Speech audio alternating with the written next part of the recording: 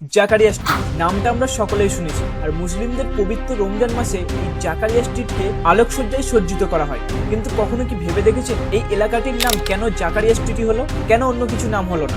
নামটা শুনেই মনে হচ্ছে কোনো একটি মানুষের নামে জায়গাটির নাম রাখা হয়েছে। পয়েন্টটি আপনি ঠিক ধরলেও আসল সত্য জানলে আপনিও অবাক হয়ে যাবেন। এটা সত্যি যে জাকারিয়া স্ট্রিট নামটা একটি মানুষের নামেই রাখা হয়েছে, কিন্তু যার নামে এই জায়গাটির নামকরণ করা হয়েছে আসলে সেই মানুষটি এই জায়গাতে বসবাসই করতেন না। কিন্তু কেন তার নামে এই নাম রাখা হলো?